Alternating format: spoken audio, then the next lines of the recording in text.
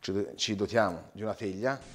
So we're going to use a tray, we're going to put the fish inside, and we're going to scale the fish using the scaler, always going from tail to the head, so that we go to the base of the scale, so that the scale is removed correctly. The most difficult parts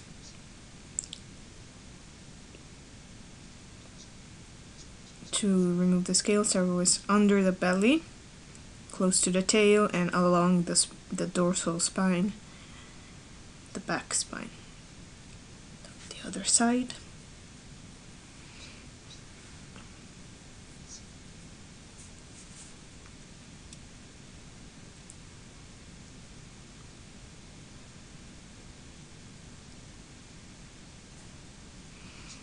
Once we're done with this, the fish needs a further wash under running water, but do not let it stay for too long under the running water, otherwise we're going to remove some of the flavor.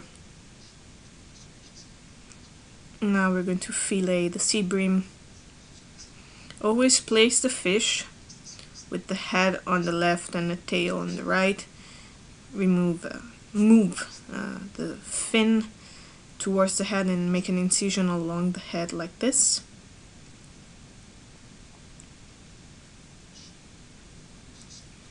Turn the fish on and do the same on the other side so that we can detach the fillet from the head. Second operation is to put the fish diagonally with the head on the right and the tail on the left. With a boucher knife, better to use a flexible blade knife. Re-enter in the first incision and make another incision along the whole dorsal spine until the tail, where we will cut. So once the first incision is made, we're going to do a second incision until touching the central spine, and the knife must always touch the bone, so you must hear the sound. Once you're done with this, I'm going to detach the flesh further from the bones.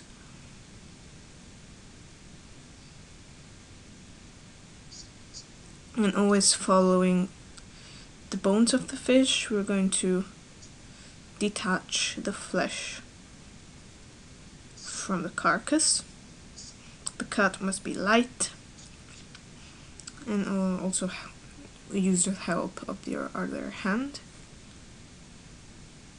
So here we have the first fillet, then turn the fish on the other side, keep the tail on the right and the head on the left, an incision along the tail, and we're going to start from the tail on this time. So first incision along the back spine, then again always trying to follow the central spine, always touching the bones like this, so that we have as little waste as possible.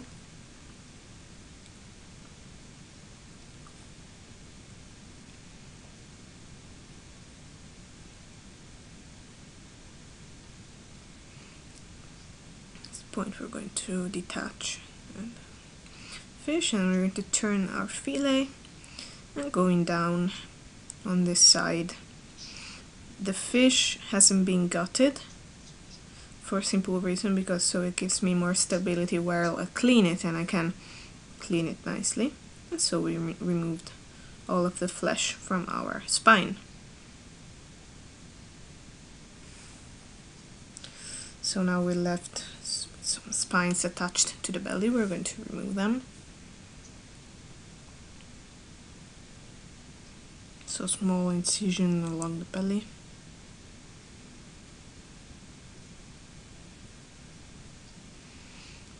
Same thing on the other fillet.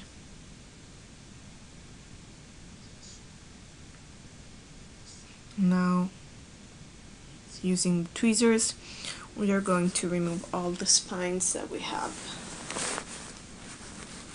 You can feel them with your index finger, running it along the central part of the fish, This operation is very important because when we serve a fish fillet, the client always expects, the client is of course sure to have a nice clean fillet. So eating a fish with spines is always unpleasant and dangerous, of course.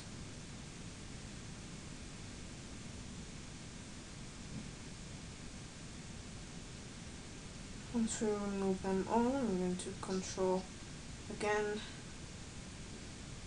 that they're all gone. So first fillet is ready. And now we're going to go with the second.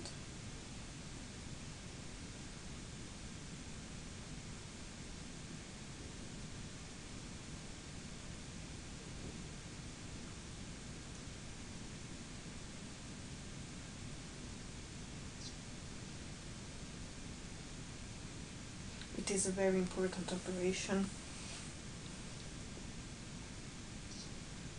You need to take maximum care. Be careful not to rip too much flesh when you do this, so that we don't have any holes in a fillet. Because spines are very hard. Always really control with your index. So here we are. Now we're going to cook the sea bream, maintaining the oil nice and hot. We're going to cook skin side down. In the meantime, you're going to saute our spinach. We're going to knead them as a distancing from the tomato soup and the sea bream so that it won't touch the liquid part of the dish. Here we're heating up the oil nicely. Must be smoking hot.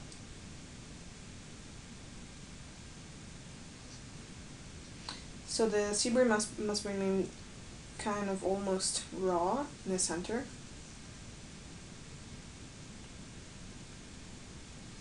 I'm going to wait for the oil to be smoking hot, and the cooking of the spinach will be extremely fast.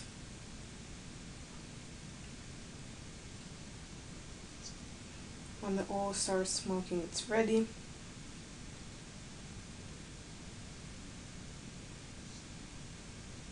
Can put the spinach, salt, stirring quickly.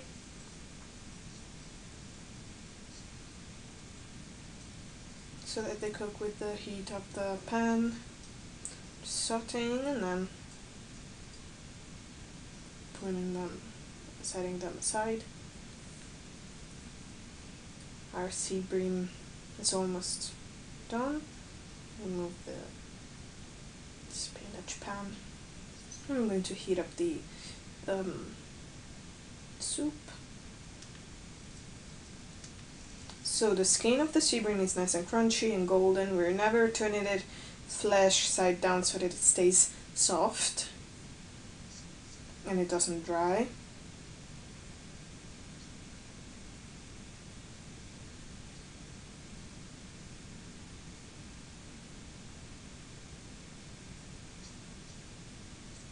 So it needs its time, but the result will be perfect and excellent. So the fish doesn't go through a harsh cooking, but it's a gentle cooking. So all the parts that we usually don't eat, because maybe like the skin, because it's always kind of gummy, and in this case it's going to be nice and crunchy and very flavorful. And we're going to have a nice contrast between the crunchy skin and a very soft flesh.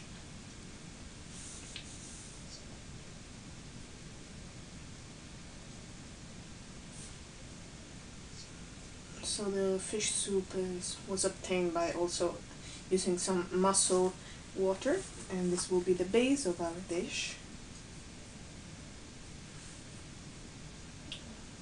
A little bit of oil.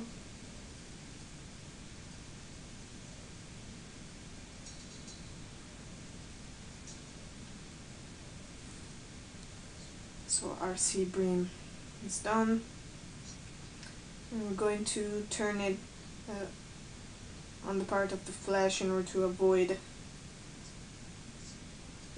for the skin to soften too much.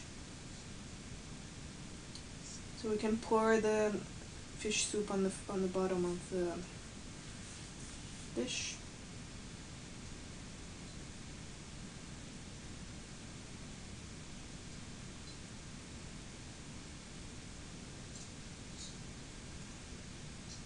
Spinach.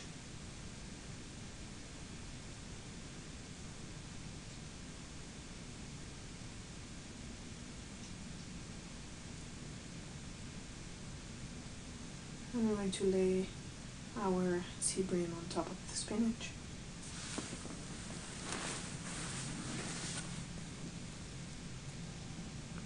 Last drizzle of olive oil. It's ready.